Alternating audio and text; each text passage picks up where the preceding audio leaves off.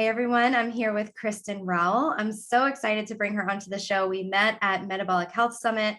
We're both nutritional therapy practitioners. We both left our careers at sort of the peak of our careers and transitioned to doing what our heart was calling us to do. Kristin, welcome to the show. I'm so excited to be able to talk to you today.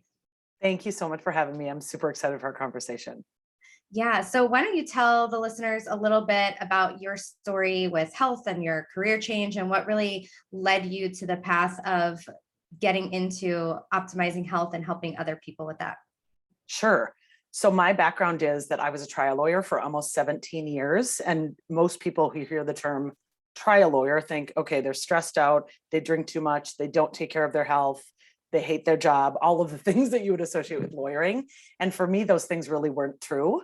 I was very intentional when I was practicing law about maintaining my health, maintaining my fitness.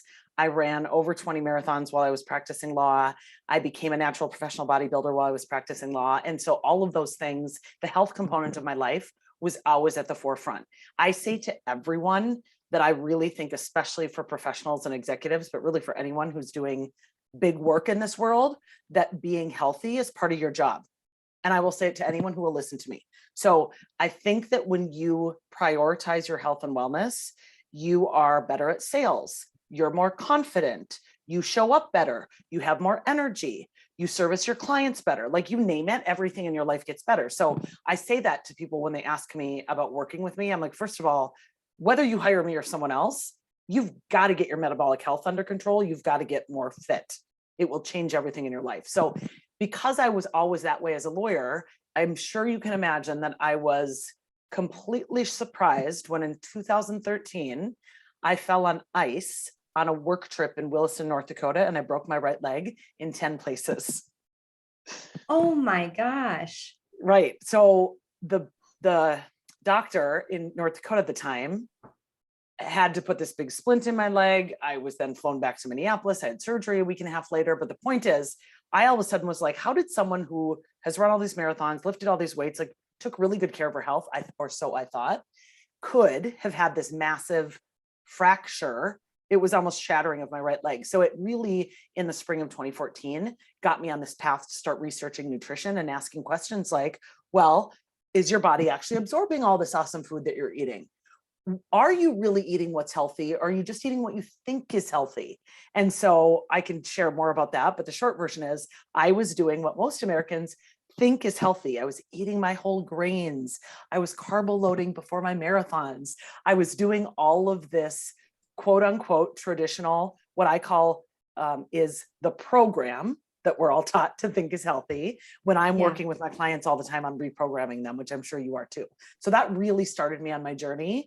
And I got really into the nutrition research I was doing. I happened to be working with a chiropractor / physical therapist at the time, who happened to be an ultra runner. And so he was practicing primarily a ketogenic diet, and lots of ultra runners have for decades been running on fat for fuel because they know it's a more efficient fuel source. So I would ask him, I'm like, well, I've run a lot of marathons. You run 50 miles and 100 miles. What do you eat? Thinking, of course, he's going to tell me all the breads and all the bagels. And he says, well, mostly fat and nut butters and avocados. And I was just blown away. And so I was this new baby in the world of nutrition, trying to understand it, transformed my whole entire everything about my nutrition over the next couple of years. And fast forward to October of 2015, when I ran my first marathon as a ketogenic athlete, 2 years after I'd broken my leg in 10 places. It was my fastest marathon.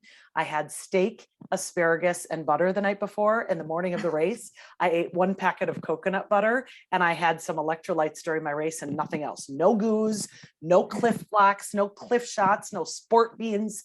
All of that stuff was finally out of my life, and I was faster than ever. That is incredible. That is amazing. I have a friend, Michelle Hearn. She is Run, Eat, Meet, Repeat. She wrote the book, The Dietitian's Dilemma. She's an ultra runner. She talks about how she is fat fueled and she just won her first 50-mile race being fueled by fat. It's just incredible that I could never picture running like that. I'm not a runner by trade. My body was definitely not built for that. But that's amazing how you sort of transformed your nutrition, and even after such a devastating injury, that you were faster than ever before and probably recovered way faster as well. I did.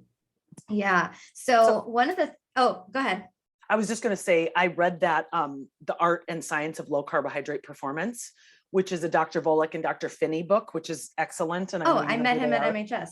Yes, they're amazing. Yeah. So I've been going to MHS every year and had met them several years ago and heard about this book. And it just explained the science of why I became so much more efficient as a runner as I transitioned my diet. So I tell everyone who's either run a marathon or heard about marathons has probably heard of this concept when you have to hit the wall. Oh, I hit the wall at mile 20. I hit the wall at mile 21. Well, what I figured out is when you hit the wall, people are typically running for about 2 hours or more when they hit the wall. It's when they run out of glucose. It's when their body transitions over to fat. So they go through this period where they're like, get kind of lightheaded. They don't feel well. They're like, oh no. And then all of a sudden you get the second wind after you break through this mysterious wall, and then you run more efficiently. So in my marathon in 2015, I tell everyone, I started out on start line as a fat fueled runner. I never hit a wall because I never switched over from glucose. Yeah, you were already starting on the other side of the wall. The wall was behind you when you started. Totally. Yeah? That's a great way to say it. Yes. Yeah. Wow. That is so interesting. Yeah. And that's crazy that you could feel that shift. And that happens to a lot of people when their blood sugar is crashing. They feel all those symptoms, but they unfortunately don't always switch over into that fat burning state, because a lot of them have this high insulin level, these strained adrenals that are preventing them from actually burning fat for fuel. And a lot of people might think, oh, burning fat for fuel, but maybe I don't need to lose weight, or I don't have that much body fat, but we all have enough fat stored on us to, sustain us throughout the meals. Right. And so that's definitely something that I see. In fact, I think one way to just put it in perspective for people, even if they're not runners, if you just picture this is such a difference between carbs and fat. You can run on carbs for about 2 hours. You can run on fat for 40. I mean, that is crazy different. So it is a way longer sustaining fuel source, which is why it's been known about in the ultra running world forever. But of course, because marathons have become so commercialized with all these brands and all these products, it's like, get your goo. You have to have your little beans. You have to have, and so there's this whole industry around selling stuff to people, just like there's been this whole industry around big food that's selling stuff to people. And so I think you and I mean, we're part of the mouthpieces around the country about people who are trying to help others understand. You're literally just running a program. So I'm just trying to delete this program that's in you and reprogram you to understand how your body actually works.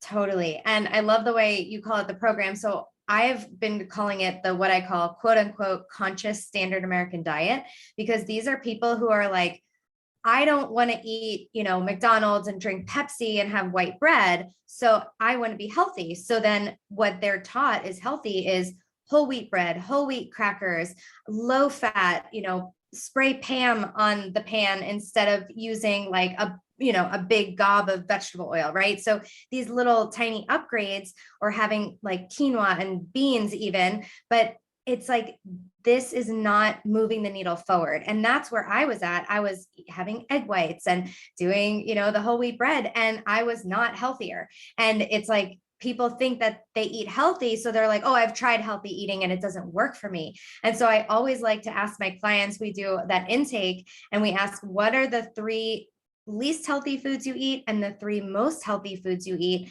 And you get a really good insight of what people's sort of knowledge base is with what they've been programmed with, because we all have this programming. I mean, I got into nutrition literally because I found out that there were nutrients in an onion, because it didn't have nutrition facts on it. I didn't know that there were nutrients in an onion. That's how detached I was from food. And I was in my mid-20s. So that's embarrassing. But I mean, we all have this programming. We learn from commercials. We learn from, the USDA telling us what the food pyramid is. This isn't our fault. This is what they're trying to do. They're succeeding, right?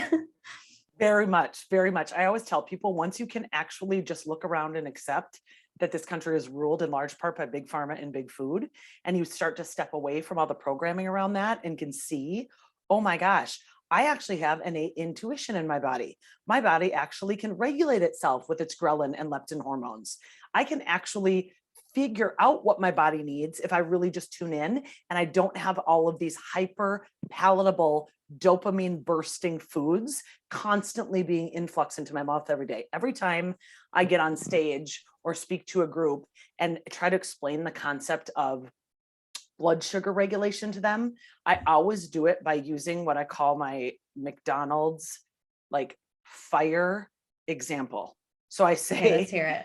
okay, so what I say is, so first I make the audience guess. I say, okay, if you have normal blood sugar, you're not diabetic, you're not hypoglycemic, how much sugar do you have in your blood? And then I ask them to give me a kitchen measurement. So people say 1 cup, what, all sorts of guesses. I'm like, guys, it's actually about 1 teaspoon, 1 to 2 teaspoons tops. I said, so that's a really small amount of blood sugar. And I'm like, newsflash, your body actually does not want you to get diabetes. It's actually protecting you from getting diabetes. So you may say to me, okay, Kristin, wait a second, but I've had cheesecake or I've had a Dairy Queen Blizzard. That's obviously more than a teaspoon of sugar. How do I not have diabetes? And then I walk them through this and I say, so what happens is, let's pretend you go to McDonald's. McDonald's medium French fry, just the medium and just the fry, 5 teaspoons of sugar, okay? And everyone's horrified when I say this out loud. And I say, but you never do that when you go to McDonald's. So let's just be honest and say you got the Big Mac, you got the large fry, and that day you were feeling super generous with yourself. So you decided to get a McFlurry as well. You have literally put off a Niagara Falls of sugar into your body. Like it is a bomb and it is a very, very stressful event. So in response to this meal, and what could make matters worse is you're now sitting in the car on a road trip for 3 hours. You're not even leaving and taking a walk. Like you're doing all the things that are going to cause your body to be in this very stressed out state. So what I then always say is happening is literally here's what's happening inside your body. Oh my God, clean up on aisle 4.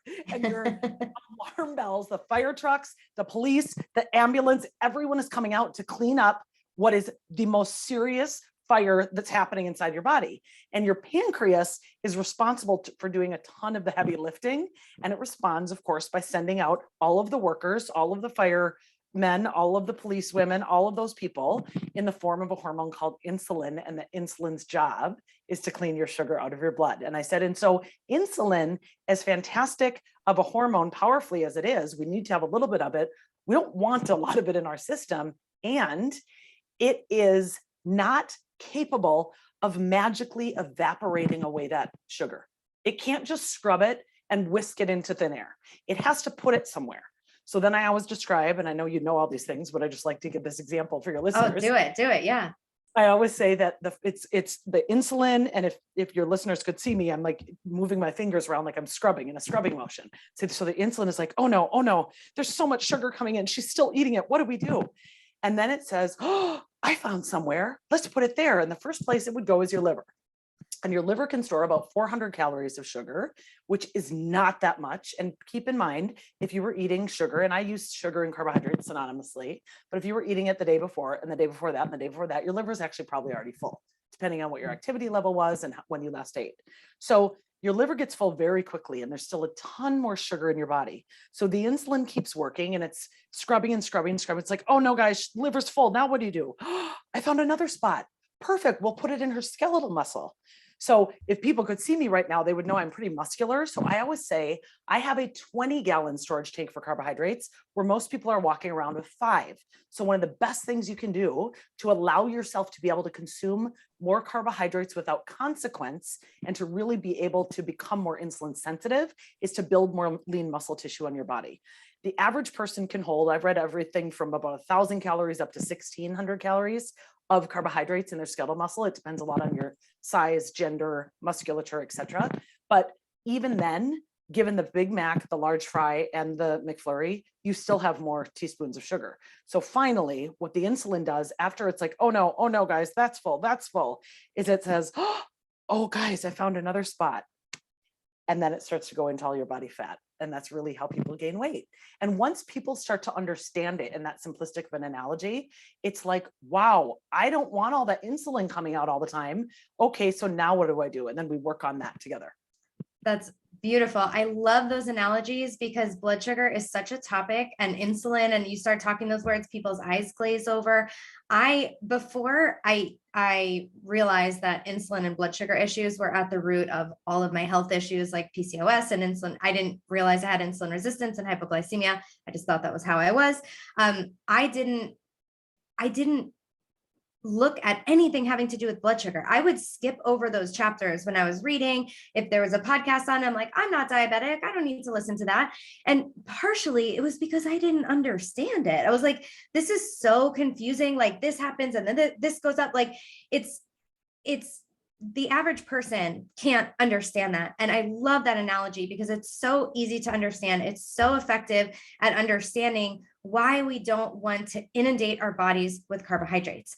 And that is for the fat gaining perspective. And then these high insulin levels cause this whole cascade of events in our bodies at every single organ, cell, physiological process in our bodies. So in addition to putting on body fat, which is such a problem for the majority of the population, but it also, those high insulin levels, also what we were talking about earlier, block us from burning our own body fat and using that stored glycogen in our liver. And so that is preventing us from this flexibility. So then we're dependent on eating carbohydrates, because once those carbs go away, you said that we could run on them for 2 hours, but we could probably, use them throughout our day for only a couple of hours. And then we need to use that liver glycogen, that backup fuel. We need to use the body fat, which is stored energy. And if we have high insulin levels, we can't do that. So our body's going to say, hurry up, you're hungry, go get food. And it's not going to say, go make a steak and, make some broccoli and take your time, make a beautiful salad. No, it's going to tell you, run to Starbucks, run to McDonald's, go to the gas station, grab something quickly, whatever it is, move out of my way. I need fuel. And so that is one of the biggest issues I see with these high insulin levels. So true. Yeah. So what can people start doing? So we were talking a little bit off air about the importance of fiber and how we should sort of picture that in our mind. So I'm sure if this is your very first episode, this is a great one to land on. If you've been listening to my podcast for a while, maybe you know some of these tips, but I think it's worth mentioning because everyone has a little bit of a different take on them, and even just a different way to sort of describe stuff that I think is so valid for repeating and just talking about the importance of this, that these are lifestyle changes that we can make. They're tiny tweaks and they make a huge difference. And there are things that we could do for a lifetime. There are things that we could teach our parents. There's things that we could, help our kids do so that they can have better blood sugar regulation. So let's start talking about some things that could help our blood sugar, that could help lower these insulin levels. What do you got for us? Yeah, great question. So the thing that I usually use with clients is this little acronym so people can remember it, which is prioritize protein, fill in with fat, and carefully add carbs. And after I got done reading Glucose Goddess's most recent book, the Glucose Revolution, I believe it was called, I added something to the front of it simply because I thought it was a better way to describe it, which is fiber first. So I have a lot of clients who say, okay, well, what about this carb? What about that carb? And I do think it's important to distinguish between what are the different categories really of carbohydrates. So yes, Sour Patch Kids and sweet potato are both carbs, right? But they're very different nutritionally. And I say that all the time. You could compare Swedish fish and whatever. Yeah. They're different. One is going to massively spike your blood sugar, and the other is going to have a lower spike simply because it's also got fiber in it, which is going to blunt the way that insulin responds when you eat that thing. However, I tend to make a lot of skillet meals, which means I put a bunch of vegetables in a skillet, I put some meat in the skillet, and then once I'm done, I stir in some avocado with it, or I've used avocado oil in the meal, or I might put some olive oil on it after. So I'm prioritizing protein with the meat, filling in with fat with the avocado oil or olive oil, and then I'm carefully adding carbs, which I always think of because I eat largely vegetables. If I wanted to have like a sweet potato with that meal, the key thing for me is I'd be eating most of the skillet first, and then I would have the sweet potato. because I'm getting a bunch of really good fiber from those greens and onions, the broccoli, cauliflower, all the things that I eat with my meats. I just did that, you know, today before we got on to talk to each other. I had onions, daikon radish, pea tendrils, arugula, Brussels sprouts, and then I made ground beef with ancestral blend that has beef heart and beef liver, which I love. Love And it. I drizzled a tablespoon of olive oil after, because I tend to use olive oil non-cooking. I use it as a Mhm. dressing as opposed to cooking it, because you're not supposed to overheat it. So I Same. guess the point that I'm making around here is, when we say carbs, when I say carefully add carbs, for me, it means a lot of different things, but I really want people to focus on getting the majority of their carbohydrates from green vegetables or leafy vegetables or other cruciferous vegetables, things that you think of as greens or healthy, right? And Mhm. then some fruits, and I prioritize berries first, then apple. I would say every once in a while, I'll use part of a banana, even though people think of those as a lot of sugar. If I have just had a ton of working out and I put it in a protein shake with a ton of protein powder and some fat, that would be the way to consume it. And then really for the breads, pastas, etc., I don't tend to eat those things anymore, except for very sparingly once in a while. But if I do, they're always at the end of the meal. And I'll just give one quick example. I was in Vegas in January and we went out to a really nice steakhouse for my girlfriend's birthday. And so of course the server comes over and he brings us this warm, gorgeous thing of the most shiniest bread you've ever seen. And I looked at him very politely and I said, "That looks amazing. And it's dessert. So I'm going to ask you to take it away from the table. No one should eat bread at the beginning of the meal. If you want bread, it's got to be at the end of the meal." So I thought, I'll just educate this waiter. He's probably not going to change the system at the restaurant, but I can try. And I said, "So I actually might have a bite of that because it looks so good, but I'm not going to do that until I've had my steak and my vegetables and my butter." And he's like, "Okay, weird lady, fine." But he did it. And then I had a bite of the bread. It was delicious, but it didn't affect my blood sugar because I'd eaten all of my protein, fiber, and my fat beforehand. I love that. So basically, the way that Kristin and I kind of store these macronutrient groups in our head. So we think of, yes, vegetables are carbohydrates, right? They fall into the carbohydrate category, but so many of those like leafy greens and peppers and Brussels sprouts, they have so few carbohydrates and they're mostly fiber that I like to even put them, in my mind, I don't really categorize them as carbs. I kind of put them in the fiber section.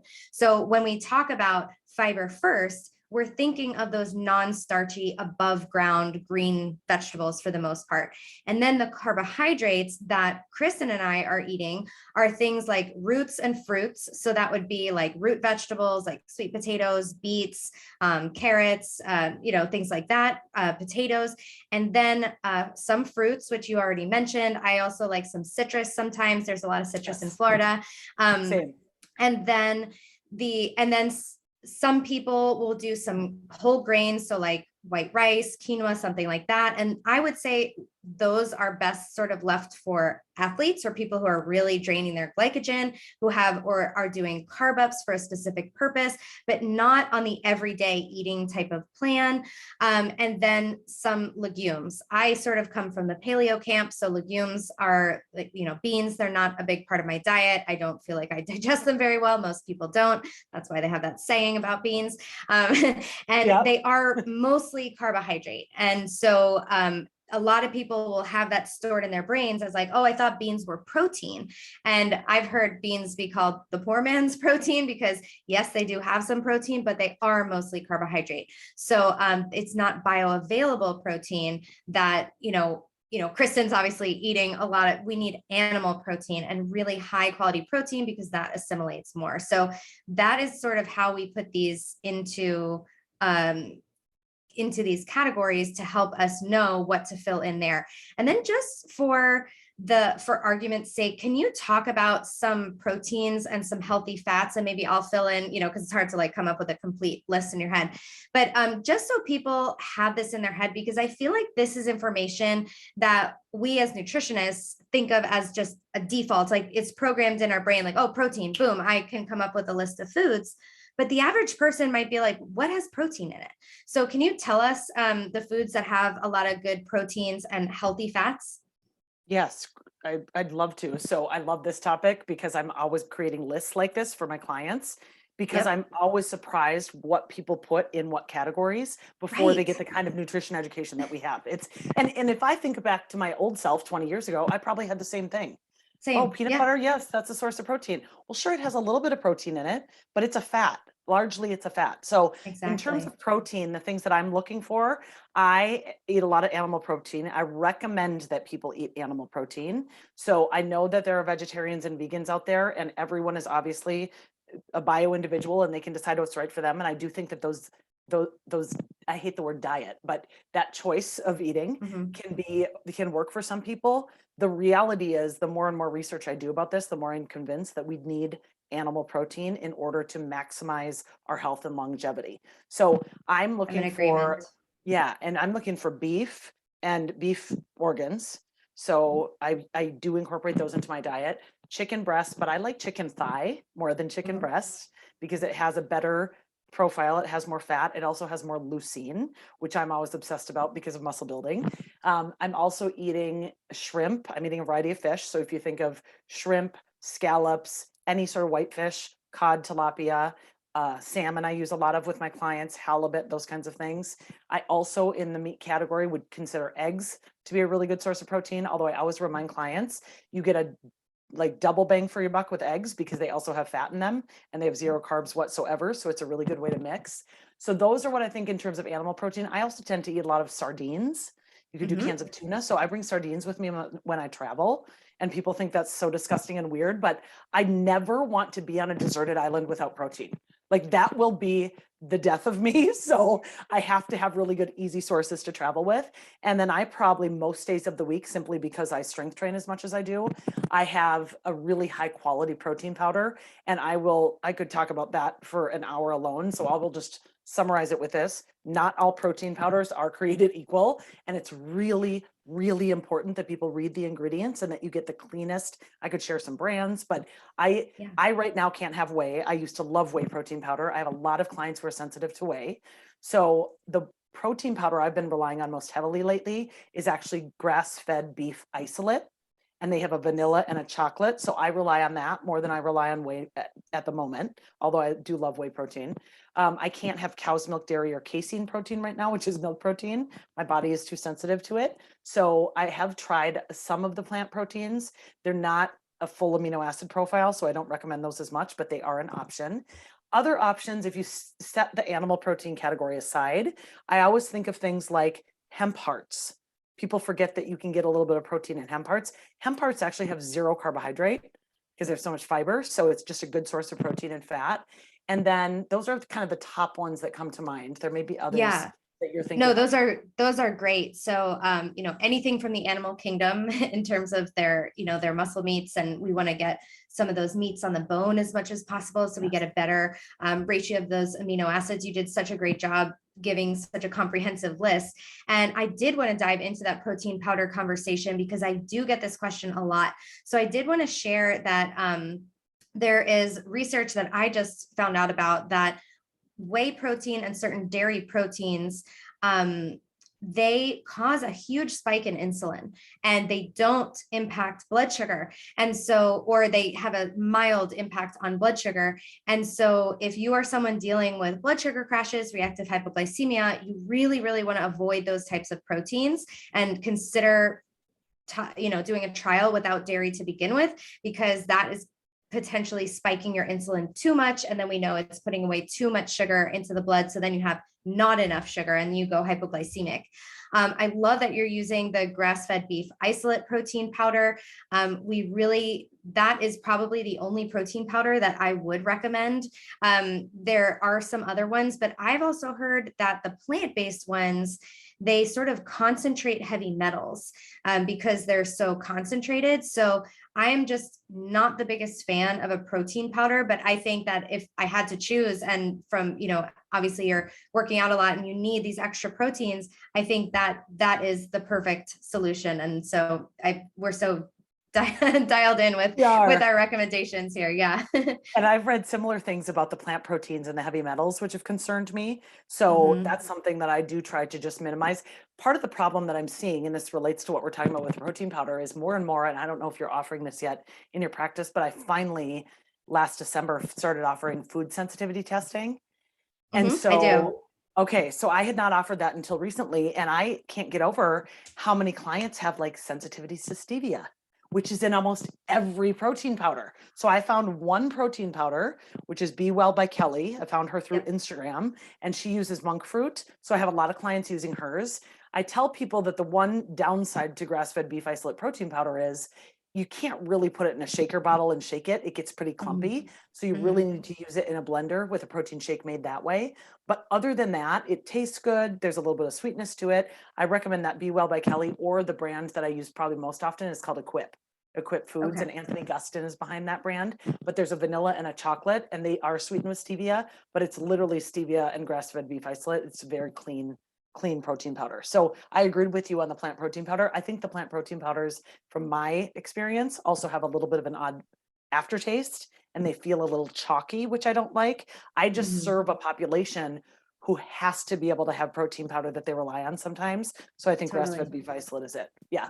Yeah. And that's great. And that's like, there's so many, we can talk about like optimal and what's perfect, but we don't live in an optimal, perfect world. We live in the real world. And so we need to sometimes lean into these things. And so it's like, okay, if, the best I can do is like a really clean, plant protein for right now, and I have this on occasion, where do these certain foods fit in? So one of my clients was talking to me, they found this grain-free, all real ingredient, low carb bread. And she told me, oh, I have it once in a while, like if I am running late and I have nothing made, or maybe on, a Sunday morning brunch with my family, I might have something.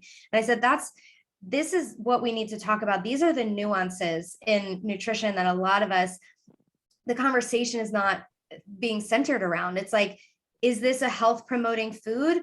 I don't know. Maybe it's one of those, like, it's a toss up, or, if you have it every single day, probably not, but on occasion, to avoid having regular bread or gluten or something like that, there's a place for it. So we don't want to be getting this camp of demonizing everything. There's a lot of things that I personally do because I don't consider them to be real food. I consider them to be harmful to health, but that's when we need to make that choice where it's like, yes, sometimes I am going to have ice cream. It's just, I don't want to live without it. And I've done a lot of healing, and I know the consequences, but then I get back to what I'm doing on the rest of those days. Would I have done that when I was like actively trying to heal my PCOS and get rid of my sugar cravings and get rid of my acne? No, that wasn't the right time. Right. So yeah, it can be tricky figuring out when and where to put these things in, but it's not cut and dry. And you raised such an important point, Danielle, which is things are so contextual. And I think people forget that. They want large, big rules of, I have to be low carb, I have to be high carb, I have to be keto, I have to be paleo, I have to be vegetarian, I have to be carnivore. There's all this labeling around what you can and can't do. And everything is contextual in terms of, who are you? What are your goals? What is the current status of your health? What sort of genetic factors come in? What is your lifestyle like? I'll give you a perfect example of ice cream. And I tell everyone this who will listen to me, because I feel like on the ice cream topic specifically, because it's just so delicious that that's my like one food too. Right? Okay. So here's what I did last summer. I have a business partner in my retreat business. We host retreats around the world where I provide the nutrition and she provides the meditation. She was my meditation coach, or is. She and I went on a walk. I took the dogs and we walked down to this amazing little ice cream shop in the Twin Cities. I live in Minneapolis, called Sebastian Joe's. Anyone who lives here who's had it knows it's beyond. So I choose to get, it's in the middle of summer, it's a hot day. I choose to get 2 scoops of the chocolatiest brownie peanut. I mean, it's got everything in it, the chunks, all the stuff. 2 scoops, real ice cream. And I then put on 2, I think, tablespoons of nuts and some whipping cream. Okay. And I was wearing a blood sugar monitor. So I thought, okay, this is going to be the ultimate experiment. So she and I sat there with the dogs, ate the ice cream, and then we started walking. So immediately we walked around this lake in the Twin Cities. There's a chain of lakes everyone walks around, walked around this lake after eating ice cream, cut on the side of the other lake and back to my home. So we probably were walking for an hour and a half. So when I got home and I was back on my Wi-Fi, I scanned my blood sugar thing. I stayed in the high 80s the entire time. I got back, I stopped walking. It went a little bit over 100 and came back down.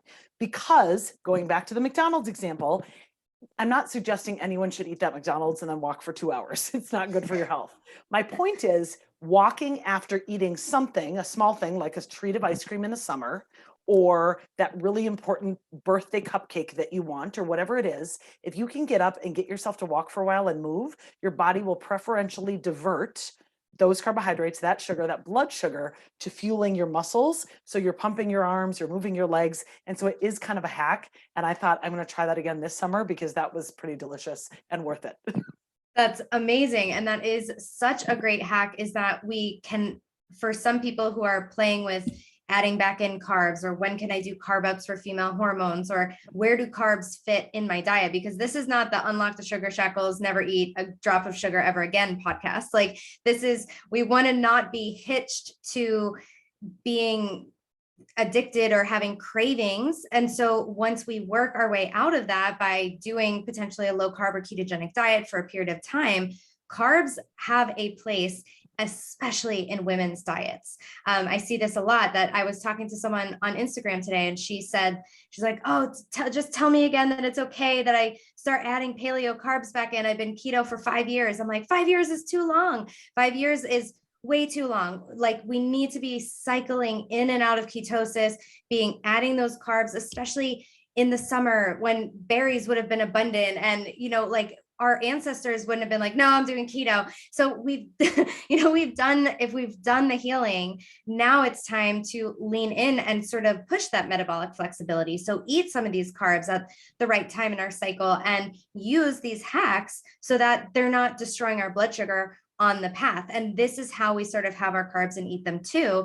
And I don't like the idea of, oh, everyone could just eat what they want as long as they go for a walk, because as you mentioned, those Swedish fish, the McDonald's, it's going to have those negative effects, because these are sugars and, of course, probably some chemicals that don't come with the nutrients needed to process those sugars. So we need 56 molecules of magnesium to process 1 molecule of glucose. We need chromium, we need B vitamins, we need zinc, we need all these things to absorb and to process the glucose properly. So if we eat a sweet potato, as you mentioned before, it has not only the fiber, but also those nutrients to help with the processing of it. So if we're getting our carbohydrates from a place that has none of those nutrients in there, the body it's looking for those nutrients from our body. So it will deplete our body's stores. And so that's why we can't just eat cake and go for walks all the time. It can be a really good hack for that occasion. That's a perfect occasion, a when in Rome kind of a thing.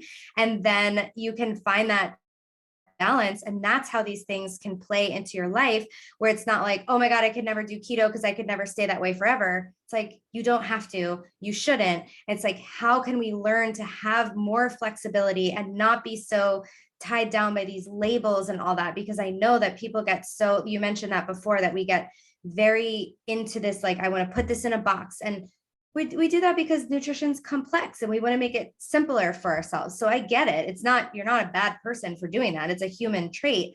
But how can we disassociate, like detach ourselves from our diets? Like, I am not keto. I am sometimes go into ketosis, right? So yes. What is sort of your take on some of these, like this dogmatic view of attaching ourselves with diets and sort of where it might play out? Yeah. So I like to tell clients that I practice and that I work on them practicing what I call a well-formulated low carbohydrate diet. So far as I know, there's not some tribe out there saying that's their label. It's not really a label. It can encompass paleo, keto, vegetarian, carnivore, whatever. I had someone who told me recently, and I can't remember who it was, but I thought it was so good. I'm going to think of what the word was, but they came up with another term that basically said they were selective about high quality foods. I like that. Yeah. With a vor on the end of it. Like it was yeah. I'll think of it. But in any event, so I think that helping people understand what all of these terms mean then can help guide them into, so it's really about, I want to become metabolically flexible enough and remind my body what ketosis is so that I can be a fat burner part of the day, part of the week, right? So Yep. I tell everyone, I know that people get triggered by the term keto and this is a fad diet and it's just like Atkins in the 90s. No, no, no, no, no. Every human is born in ketosis. When you are born, you're in a state of ketosis. So it's actually our natural state. Then what we do in this country is we create sugar burners by the time kids are 2 years old. You know, I get that not every mom can breastfeed and that there's formulas that they need to use, but the stuff that is in a lot of these baby formulas is horrifying to me. It's so hard to find good ones. But even for children that are breastfed, then they're off of that and they're eating squeezy packs with all the sugar and they're fed goldfish crackers and puffs and all this stuff that I'm not faulting any single mom for doing it. It is literally what they are sold and taught to feed children, when the reality is, in my opinion, 2-year-olds should be eating ribeye. They should chew on chicken bones. They should be eating cod liver oil, bone broth, avocado, full eggs. There's so many other real whole foods that we could be feeding them, but no one is teaching. I shouldn't say no one. I know of a few people who are teaching mothers this, but it's that programming around society and having to put a label on things that I have a hard time with. So to kind of circle back to your question, Danielle, I would say, I think when I hear someone say, well, I'm a vegetarian, I say, okay, then why are you a vegetarian? And I get at the root of where they're at. And then I start helping them. I tell me about their health challenges and we get at things. And if they're telling me that they're experiencing some kind of, you know, muscle cramping, or they're really tired all the time, or depression, then I help them understand what sort of things that you get from eating animal protein or other foods that are going to change those, you know, what sort of vitamins and minerals they may be deficient in because of their diet. Because so many people think of vitamins and minerals as just from plants. And I'm like, no, no, no, no, no, no, no. We get so many things from meats. It's so important with animal protein. So does that answer your question?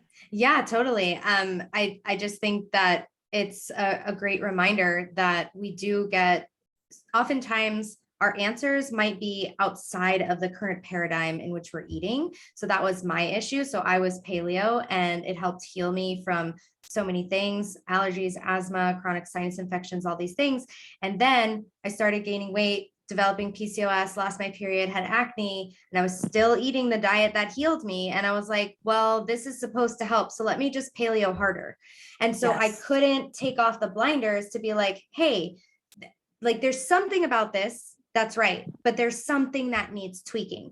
And so it took me a long time to figure out what that was the carbohydrate component. And so then I changed into like a keto paleo, but then I was like, well, keto isn't supposed to be a long-term diet for most people. And that's not what I feel like my body needs. So now I cycle in carbohydrates. So sometimes I'm in ketosis, sometimes I have carbs. I mostly stay with a real food template because our bodies were designed to eat real food. And then once in a while, I have something that's off plan and I feel like I'm doing really well. And if certain health challenges arise, then I pivot. And so it's that danger of the dogma that's what we want to avoid, where we can't see our answers because they're not in our current scope. So I love that you talked about like, well, what is the body needing? What is out of balance? And that's what we do as NTPs. We look, or FNTPs, they have that new F there. Yes. But we look at the foundations of our health and see what's off. And one of the biggest things to me that just completely shocked me in nutritional therapy school was learning about digestion. So you sort of talked about this at the beginning. You said that people, you weren't absorbing your nutrients. How do you know if you're absorbing your nutrients? And whenever I say digestion to people, tell me if you get this too. They're like, oh, my digestion's fine. I take a probiotic. Have you heard that? I have heard that before. Yes. And the reason why we're laughing is not because anyone is silly for thinking that, but because of what we learned in school. I would have said the same thing before school. But what we learned is that digestion starts in the brain. It's this tube that starts from the mouth and goes all the way down to the other end. And every step is so critical for the next one to work properly. And the large intestine, where these probiotics are supposed to be working, that's the last step in the chain of digestion. So when we say, how's your digestion? We're thinking about, are you chewing properly? Do you have enough stomach acid, digestive enzymes, bile, absorption in the small intestine? And then we get to the large intestine where those probiotics are. So can you kind of walk us through a little bit of what you might see in your practice, some common issues with digestion, and how people might not realize that they have maybe some issues with the digesting and absorbing of nutrients? I love this question because I see such common themes in the digestive issues in my clients. So keep in mind that I'm serving what I always consider to be a high achieving population. It's people who are stressed out, have big jobs, going from place to place, moving too fast, not typically slowing down to meditate enough, those kinds of people. So I spend probably half of my initial interview with most of my clients showing them how their digestive system works.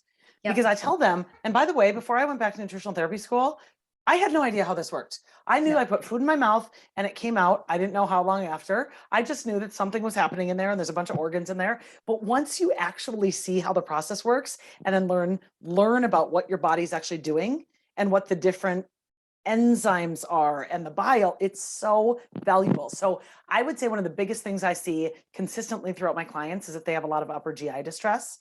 So for listeners, if you just want to picture that from your mouth, where your salivary enzymes are in your mouth, all the way down to going out your body, is your whole entire digestive system, also known as your gastrointestinal tract. So when we say upper GI, what Danielle and I mean is basically everything from the stomach up. So it would include your salivary enzymes, your esophagus, your epiglottis, your stomach. And I tell clients, right? Yeah, and the pancreas too. And I tell clients all the time that digestion is literally, as you know, the mechanical and chemical breakdown of food. So when you start to realize, oh yeah, that's right.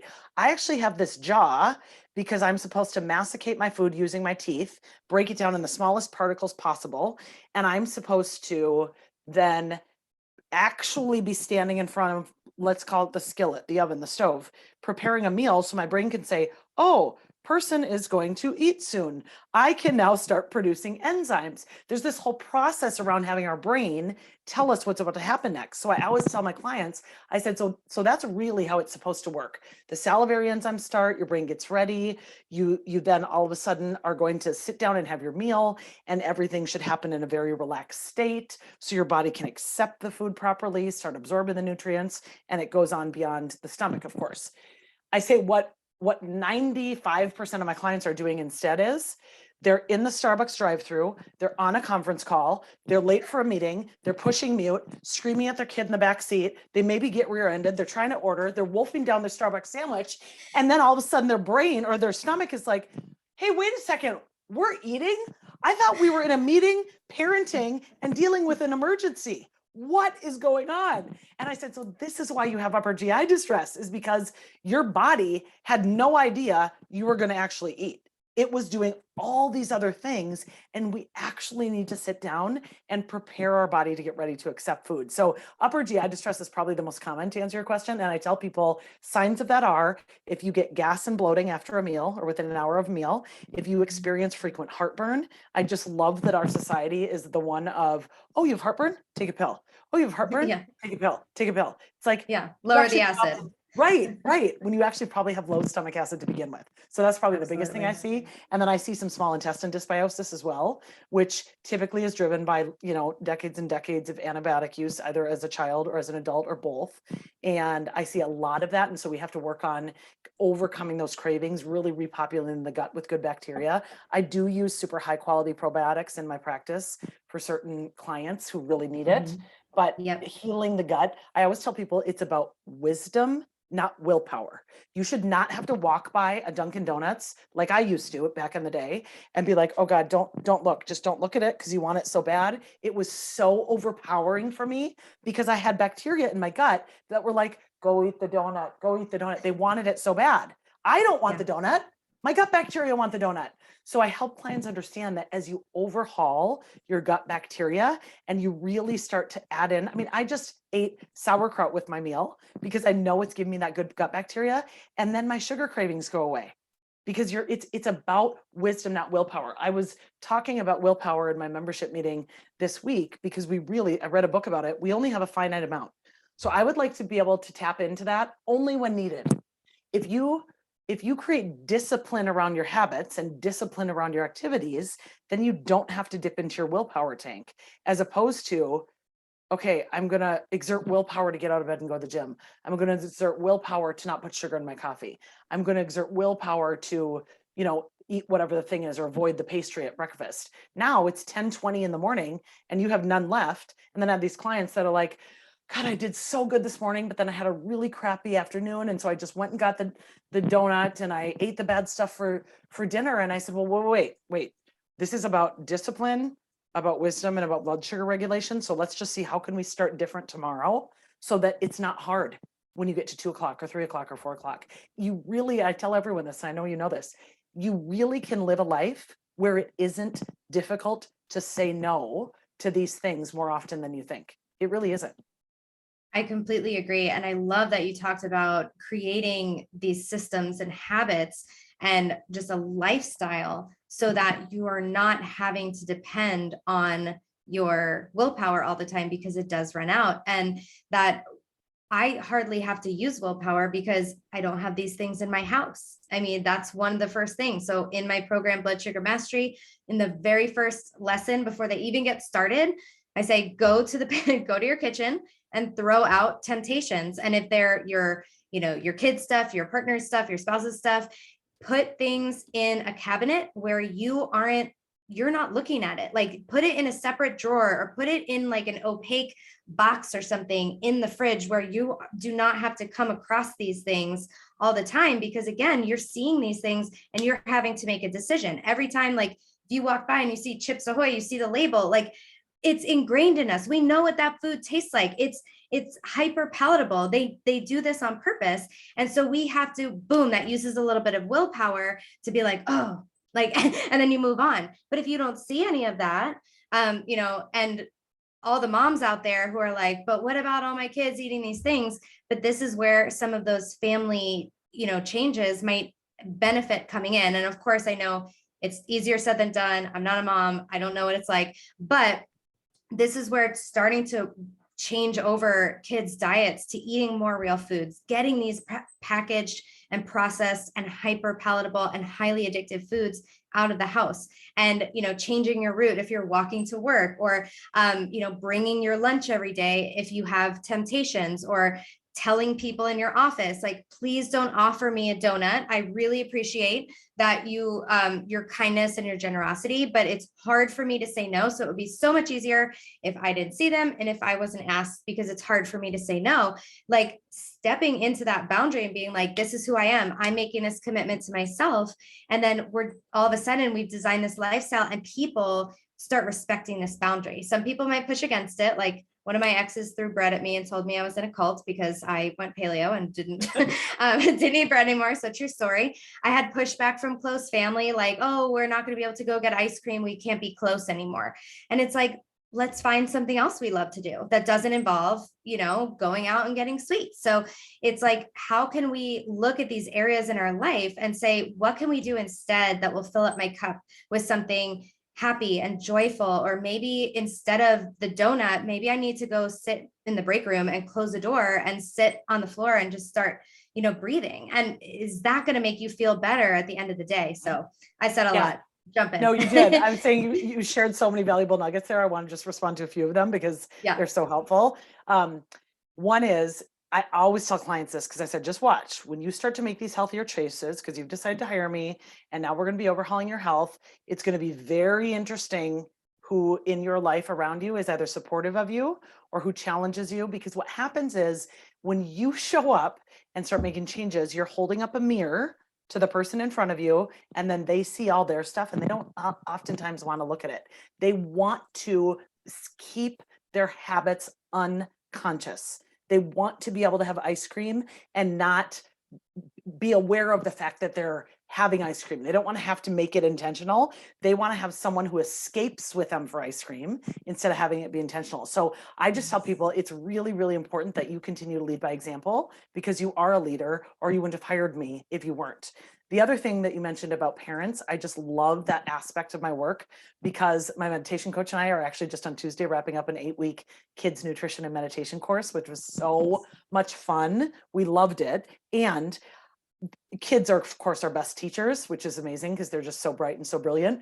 But several of the parents have reached out to my meditation coach and I, saying things like, "Oh my gosh, I'm getting all these questions about what oils we have in the house, and I can't buy these things. These kids actually want to be healthy." So I'm like, I think I want to create my practice around kids, because they're so hungry to feed themselves with good food and really to understand their bodies. And so we've been doing cooking demos with them. We've made healthy protein shakes. We're going to make a low carb pizza next week because kids love pizza, and this would be a way to make it healthier. It's just so much fun. So I'm super excited about that. Yeah. And the other thing is I work with men and women. I work probably with more women than I do men, but I have both as clients. And I tell all the women that I work with who get nervous about this kid thing, is I said, look, you are, and this is in the spiritual world, you're the spiritual leader of the family. So everyone's energy in the home flows from you. So you're going to start making these changes, and it'll be interesting. You may notice your kids kind of get curious about what you're doing and ask questions. And it's the law of attraction, not promotion. So if you can just hide their food from you, if that's hard for you to see, or you can consider sitting your family down and talking to them about, mom's making these changes and I really need some support. And what I'm asking is that we can consider trying these other kind of quote unquote sweet treats, that may be healthier as a transition period. And I'm working on that a lot with the kids in the nutrition course. And I've taken them through all these nutrition labels and showing them this is what you're taught is healthy. And this, so it's even just making simple changes with a few of them who like to snack on cereal, getting rid of peanut butter checks and just having them try Magic Spoon for a little bit. Do I think that kids should be eating Magic Spoon over eggs and spinach and avocado? Of course not. But as far as a step in the process of improving health, it's a great one. Yeah, it's like a lateral swap, we call it. So Yes. it's like switching out, Heinz tomato ketchup, which is GMO corn syrup, to like primal kitchen ketchup that is like tastes almost the same and it's all real ingredients. So it's just, we're taking this step. So I love what you said about the tips for kids nutrition. I love that you're doing this with kids. This has come up a few times in my group coaching. So one of the things that I talk to parents about, and as a former pediatric speech therapist, I talk to parents about getting your kids involved in the cooking process, because all of a sudden when they're involved, like you helped make something, you want to try it now, right? And you're like, they're also, for kids who are picky, this is part of feeding therapy. You have them smell the food, they see the food, they're touching the food, they're getting the food on their hands, they're like even messing with it, depending on how old they are, even putting it on their face, on their mouth, and getting used to these different consistencies. I mean, I can't tell you how many kids had food aversions to fruits, and it's just like because it was wet and they're used to like dry crackers and cereals and goldfish.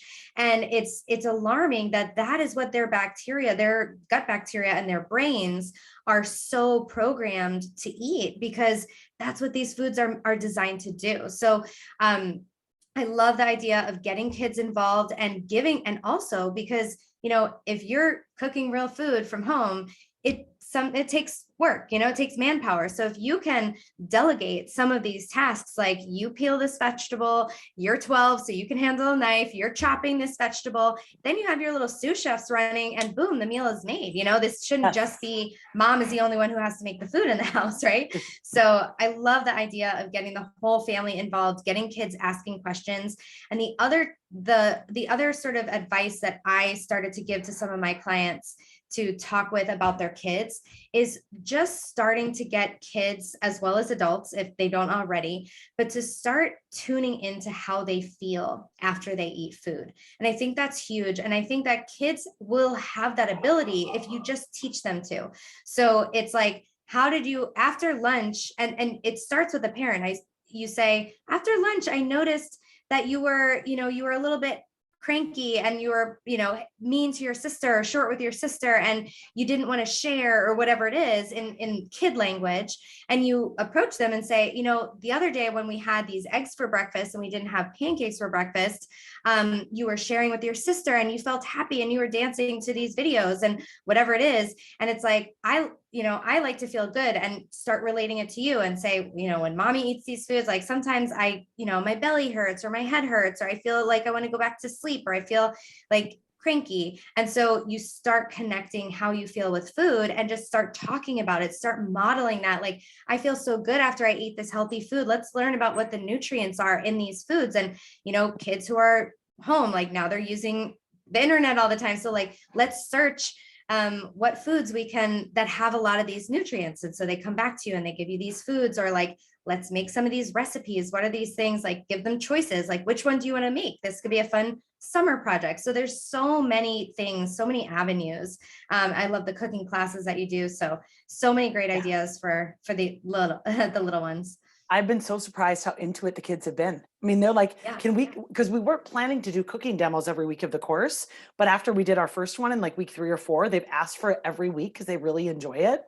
And of course, the parents are thrilled because they think, well, wait a second, we've been trying to get them to cook with us for years, but when you do it, but of course you're not the mom. So it's just fun that they're really into it and learning, and they're asking such incredible questions. They want to know why we're using certain ingredients. They want to know what's a fat, what's a protein, what's a carb. It's just been really fun. So I love it. That's so good. So where can people find that information, and where can people find more from you? Yeah, so my website is energeticallyefficient.com. That's the name of my business. And I go by MN Golden Girl on Instagram. So that's my Instagram. I'm probably most active on that. Kristin Rowell on LinkedIn. My company also has a LinkedIn page. And I'm not very active on Facebook, although I think this is me having not joined Facebook until 2019, literally. I kept saying I was going to be the only person born in the 70s who was not on it, but I finally had to do it when I started my business. So I think Instagram and Facebook are linked. I think someone told me that. Anyhow, Instagram is the best. All good. Just the short answer. Yes. And awesome. then, yeah, I'm overhauling my website. So I'm going to be launching a new one in the next couple months. So I'm super excited about it. Congrats. That's awesome. Thank you so much for chatting today. I feel like we could go on forever. I love talking to people where we're so aligned and where we have this experience of talking to clients. And I'm so thankful that you shared, these great analogies and just making it simple, because it's such a complex topic. So you're not stupid or, an idiot for not understanding these really complex topics. There's so many people out there, so many people saying different things. And I think that what we're both saying is, try a lot of stuff, use that ancestral wisdom, get those processed foods out, experiment, and, control your blood sugar, build muscle, and your body will start talking to you and giving you the right signals of what it needs. So thanks so much for being here, Kristin. It was so fun. Thank you for having me, Danielle. I really enjoyed it.